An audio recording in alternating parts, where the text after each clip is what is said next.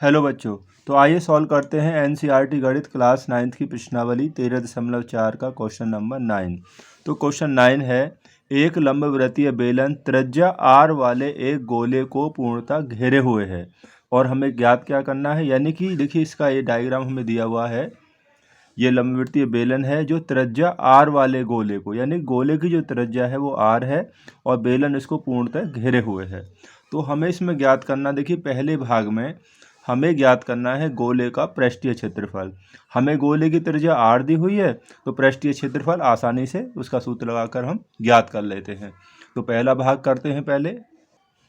तो बच्चों, गोले का जो पृष्ठीय क्षेत्रफल होता है वो होता है 4πr², यानी कि surface area 4πr²।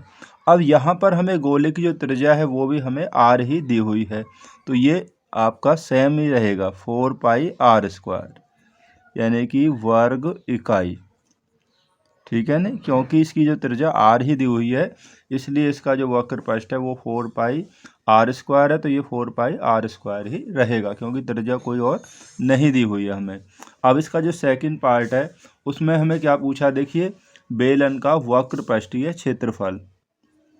Second part में हमें पूछा है curve surface area of cylinder.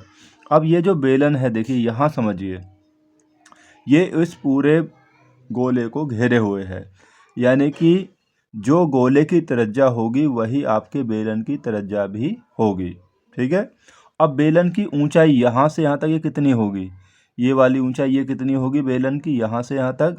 अब देखिए गोले का व्यास यहाँ से यहाँ तक होगा, यानी कि इसका जो व्यास है वो 2r होगा गोले का और इसकी ऊंचाई भी इसके बराबर ही होगी। यानी कि हम कह सकते हैं कि बेलन की ऊंचाई वो गोले के व्यास के बराबर ही होगी।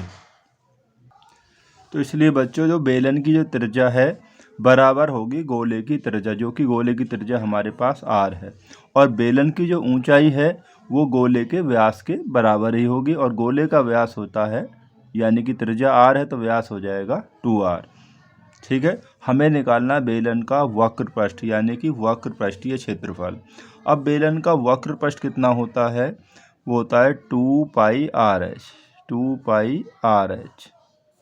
ठीक है।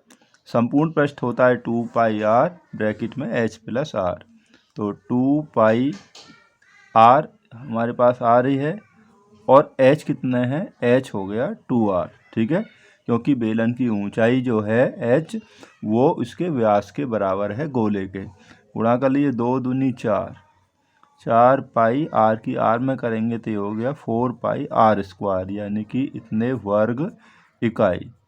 ये हो गया बेलन का वक्र पृष्ठीय क्षेत्रफल।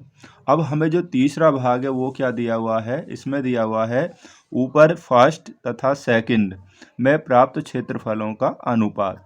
यानी फर्स्ट में हमने निकाला है गोले का पृष्ठीय क्षेत्रफल और सेकंड में निकाला है हमने बेलन का वक्र पृष्ठीय क्षेत्रफल, तो इनका हमें अनुपात निकाल देना है। क्योंकि गोले का पृष्ठीय क्षेत्रफल हमने पहले ज्ञात किया है तो वो ऊपर आएगा और बेलन का वक्र पृष्ठीय क्षेत्रफल वो सेकंड भाग में ज्ञात किया तो वो आपका नीचे आएगा। 2 पहले होता है वो ऊपर आता है।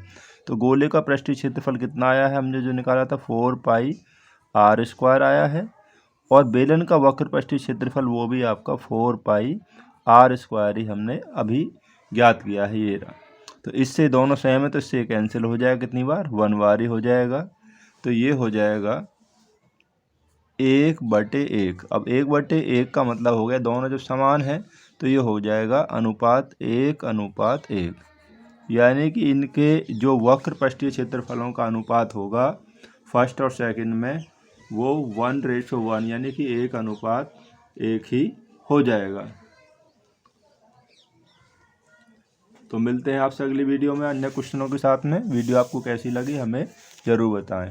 Thanks for watching this video.